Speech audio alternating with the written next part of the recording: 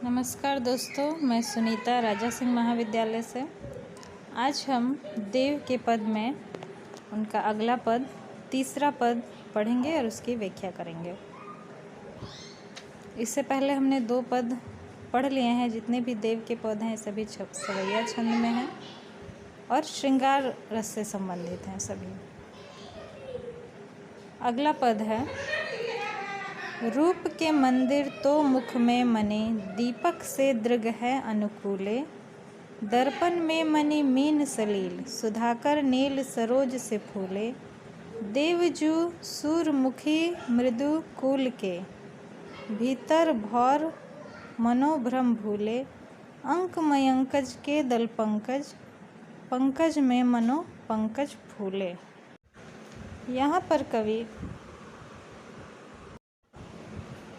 नायिका के मुख्य सौंदर्य का वर्णन कर रहे हैं।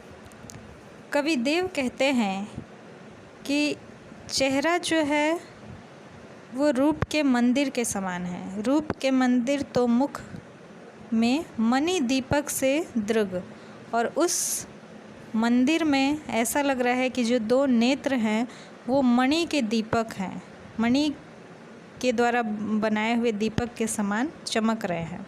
दृग माने नेत्र। दर्पण में मणि, और कभी ऐसा लगता है कि चेहरा जो है वो साफ स्वच्छ दर्पण है और उसमें जो 2 नेत्र हैं वे 2 मणियाँ हैं जो बहुत ही चमक रही हैं और सुशोभित हो रही हैं।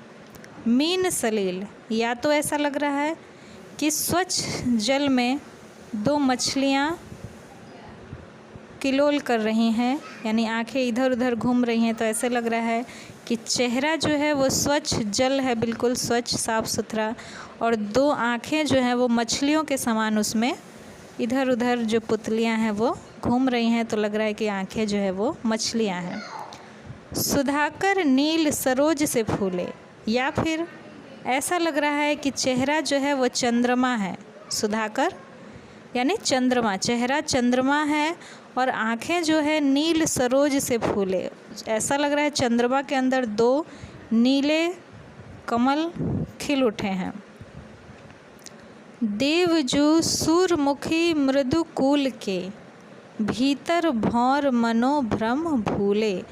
या तो ऐसा लग रहा है कवि देव कह रहे हैं कि सूर्यमुखी के कोमल फूल के अंदर जो भंवरे हैं 2, वो उसी में बंद हो गए हैं और भटक रहे हैं। चेहरा जो है वो सूरजमुखी के फूल की तरह है और जो 2 नेत्र हैं वो दोनों भंवरे के समान उसी में इधर उधर घूम रहे हैं। अंक मयंकज के दल पंकज, या फिर मयंक के पुत्र यानी चंद्र, मयंकज यानी चंद्रपुत्र बुध के गोद में, अंक में पंकज जो है यानी कमल के फूल वहाँ पर खिले हुए हैं। पंकज में मनो पंकज फूले, या तो तुलना, इतनी सारी ये तुलनाएं कर रहे हैं कवि देव चेहरे की और आँखों की, कि चेहरा ऐसा है और आँखें ऐसी हैं। तो ऐसा अंत में कह रहे हैं पंकज में मनो पंकज फूले। ऐसा लग रहा है कि चेहरा भी एक पंकज यानी कमल का फूल है और आँखें भी कमल का ही फूल है। तो ऐसा लग रहा है कि कमल के फूल में ही 2 और कमल के फूल खिले हुए हैं।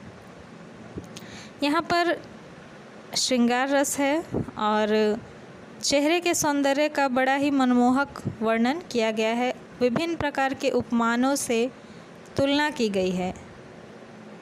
जैसे चेहरे को क्या बताया गया है, दर्पण, पहले मंदिर बताया गया है, फिर दर्पण बताया गया है, फिर जल बताया गया है, और उसके बाद चंद्रमा बताया गया है, सूरजमुखी का फूल बताया गया है, फिर बुध बताया गया है और फिर अंत में कमल का फूल बताया गया है। इन्हीं सब के बरक्स नेत्रों को क्या बताया गया। जब चेहरे को मंदिर कह रहे हैं तो नेत्रों को दीपक कह रहे हैं। जब चेहरे को दर्पण कह रहे हैं तो नेत्रों को मणि कह रहे हैं। और जब चेहरे को सलील यानी स्वच्छ जल कह रहे हैं तब नेत्रों को मीन यानी मछली कह रहे हैं। जब चेहरे को चंद्रमा बता रहे हैं तो नेत्रों को नीले कमल बता रहे हैं। चेहरे को सूर्यमुखी बता रहे हैं तो नेत्रों को भंवरे बता रहे हैं। यहाँ पर बहुत ही सुंदर तुलना की गई है और तुलना के द्वारा चेहरे और नेत्रों के सौंदर्य का वर्णन किया गया है। यहाँ जो भौर मनो भ्रम भूले, इसमें अनुप्रास अलंकार है। और भी अलंकार जैसे भौर मनो भ्रम भूले, यहाँ पर उत्प्रेक्षा अलंकार होगा। पंकज में मनो पंकज फूले, यहाँ भी उत्प्रेक्षा अलंकार है, क्योंकि ऐसा लग रहा है कि मानो भंवरे जो है वो भ्रम में भूल चुके हैं, इधर उधर घूम रहे हैं। मयंकज का अर्थ होता है चंद्रपुत्र अर्थात बुध, और इसको मुख का उपमान बना दिया गया है जो बहुत ही विशेष इसमें दिखाई दे रहा है। कला की दृष्टि से ये बहुत ही उत्कृष्ट कल्पना है। सवैया छंद है और ब्रजभाषा है। इसका काव्य सौंदर्य हुआ और भाव सौंदर्य। अगले वीडियो में हम देव के अगले पद की व्याख्या करेंगे। आज के लिए इतना ही। धन्यवाद।